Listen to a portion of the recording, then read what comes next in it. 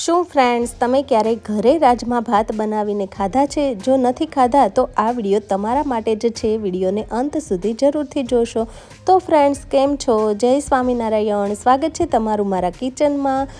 તો ફ્રેન્ડ્સ, વિડીયોને શરૂ કરતાં પહેલાં જો હજુ સુધી તમે મારી ચેનલને સબસ્ક્રાઈબ નથી કરી અને મારી ચેનલ પર પહેલી વાર આવ્યા છો તો ચેનલને જરૂરથી સબસ્ક્રાઈબ કરી લેજો અને વિડીયોને તમારા ફેમિલી ફ્રેન્ડ્સમાં શેર કરવાનું ભૂલતા નહીં.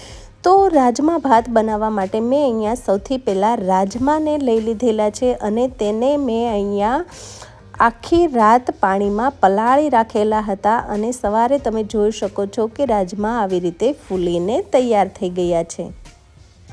રાજમા મેં અહીંયા એક મોટા વાટકા જેટલા લીધેલા છે અને હવે આપણે એક પ્રેશર કુકર લઈ લઈશું. તેમાં બધા જ પલાળેલા રાજમાને ઉમેરી દઈશું અને તેમાં આપણે 1 થી 1.5 ગ્લાસ જેટલું પાણી ઉમેરી દઈશું અને સાથે જ આપણે તેમાં સ્વાદ પ્રમાણે મીઠું ઉમેરી દઈશું. ગેસની ફ્લેમને ઓન કરી દઈશું અને પ્રેશર કુકરનું ઢાંકણ બંધ કરીને તેને લગભગ 3 થી 4 વિસલ આવે ત્યાં સુધી થવા દઈશું અને આપણા રાજમા જ્યાં સુધી બફાય છે ત્યાં સુધી આપણે ટમેટાને સુધારી લેશું. તો મેં અહીંયા 3 ટમેટા લઈ લીધેલા છે અને તેને હવે આપણે એકદમ નાના નાના ટુકડામાં સમારી લેશું. મેં અહીંયા ખાલી ટમેટા જ લીધેલા છે, પણ જો તમે ડુંગળી ખાતા હોય તો તમે ડુંગળી પણ લઈ શકો છો. હવે મેં અહીંયા 2 ટમેટાને નાના નાના ટુકડામાં સમારી લીધેલા છે અને એક ટમેટું જે વધ્યું છે તેને હવે આપણે નાના નાના ટુકડા નથી કરવાના, પણ તેને આપણે આવી રીતે જે આદું ખમણવાની ખમણી હોય તેમાં ખમણી લેવાનું છે, જેથી કરીને તેનો પલ્પ મળી જાય આપણને. તો હવે આપણે ટમેટાને એક બાઉલમાં ટ્રાન્સફર કરી લઈશું અને આ બાજુ આપણા રાજમા પણ બફાઈ ગયા છે. કુકરને ખોલીને જોશું તો તમે જોઈ શકો છો કે એકદમ સરસ એવા આપણા રાજમા બફાઈને તૈયાર થઈ ગયા છે.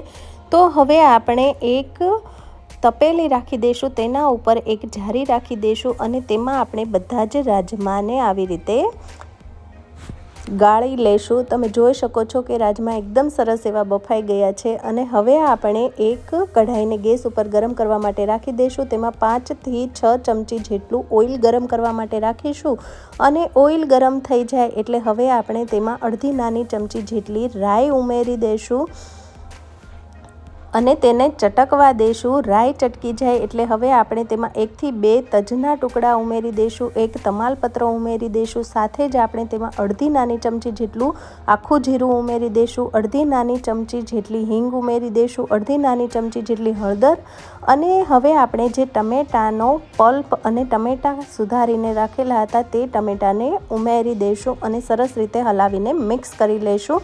ત્યાર પછી આપણે તેમાં 1 નાની ચમચી જેટલી આદુ મરચાંની પેસ્ટ ઉમેરી દઈશું, સ્વાદ પ્રમાણે મીઠું ઉમેરી દઈશું અને સાથે જ આપણે તેમાં 1 થી 1.5 ચમચી જેટલું ધાણા જીરું પાવડર ઉમેરી દઈશું અને 1 થી 1.5 ચમચી જેટલું લાલ મરચું પાવડર. મેં અહીંયા કાશ્મીરી લાલ મરચું ઉમેર્યું છે, જો તમે ચાહો તો તીખુંવાળું પણ મરચું ઉમેરી શકો છો.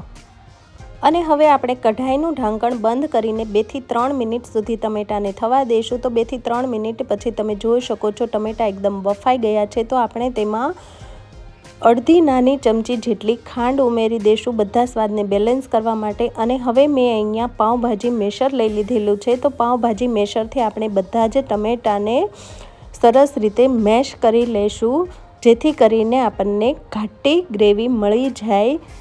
તો હવે આપણા ટમેટા મેશ થઈ ગયા છે. તો હવે મેં અહીંયા સબ્જી મસાલો લઈ લીધેલો છે. આ સબ્જી મસાલો મેં ઘરે જ બનાવીને તૈયાર કરેલો છે.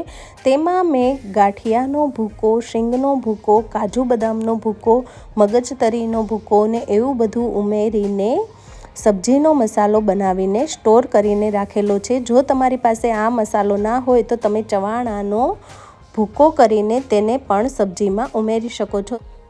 તો મેં અહીંયા 2 ટેબલ સ્પૂન જેટલો સબ્જીનો મસાલો ઉમેરી દીધેલો છે અને તેને પણ આપણે સરસ રીતે હલાવીને મિક્સ કરી દઈશું અને ત્યાર પછી આપણે તેમાં જે રાજમા બાફીને રાખેલા હતા તે રાજમાને ઉમેરી દઈશું અને તેને પણ સરસ રીતે હલાવીને મિક્સ કરી લઈશું.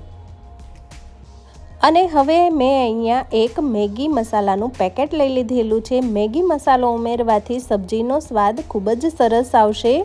તો મેગી મસાલો જરૂરથી ઉમેરવો। મેં અહીંયા 1 પેકેટ મેગી મસાલાનું ઉમેર્યું છે, તમે ચાહો તો વધારે પણ ઉમેરી શકો છો। અને હવે આપણે રાજમા બાફતા વખતે જે પાણી વધ્યું હતું તે પાણી જ આપણે આ સબ્જીમાં ઉમેરીશું। સાદું પાણી નહીં ઉમેરતા આપણે આ પાણીનો યુઝ કરીશું તો સબ્જી ખૂબ જ સ્વાદિષ્ટ બનશે। અને હવે આપણે કઢાઈનું ઢાંકણ બંધ કરીને 4 થી 5 મિનિટ સુધી રાજમાને થવા દેશું। વચ્ચે વચ્ચે આપણે સ્પેચ્યુલાની મદદથી આવી રીતે હલાવતા રહીશું। 4 થી 5 મિનિટ થઈ જાય ત્યાર પછી આપણે ગેસની ફ્લેમને બંધ કરી દઈશું। અને તમે જોઈ શકો છો કે એકદમ ઘટ ગ્રેવીવાળું આપણું રાજમાનું શાક બનીને તૈયાર થઈ ગયું છે। તો તેને આપણે આવી રીતે જે સાદા ભાત આપણે દાળ ભાત સાથે બનાવીએ છીએ તે જ ભાત મેં અહીંયા લીધેલા છે। તો તેને આપણે આવી રીતે સર્વિંગ પ્લેટમાં કાઢી લેશું। તમે જે રીતે વિડીયોમાં જોઈ રહ્યા છો તેવી રીતે આપણે આ રાજમા ભાતને સર્વ કરી લેશું। અને ઉપરથી આપણે કોથમીરના પાન ભભરાવી દઈશું અને કોથમીરના ઝીણા સુધારેલા પાનથી રાજમા ભાતને ગાર્નિશ કરી લેશું। તો ફ્રેન્ડ્સ, તમે જોઈ શકો છો કે જોતાં જ મોઢામાં પાણી આવી જાય અને ખાવાનું મન થઈ જાય તેવા આપણા રાજમા ભાત બનીને તૈયાર થઈ ગયા છે।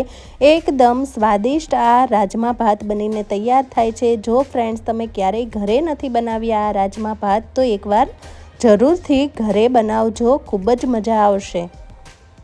બાળકોથી લઈને મોટા સુધી દરેકને આ રાજમા ભાત જરૂરથી પસંદ આવશે। તો ફ્રેન્ડ્સ, તમે પણ બનાવજો। અને જો તમને મારો વિડીયો ગમ્યો હોય તો વિડીયોને ફેમિલી ફ્રેન્ડ્સમાં શેર કરવાનું ભૂલતા નહીં। તો ફ્રેન્ડ્સ, ફરી મળીએ નવી રેસીપી સાથે। તો ત્યાં સુધી આવજો, bye bye, thanks for watching.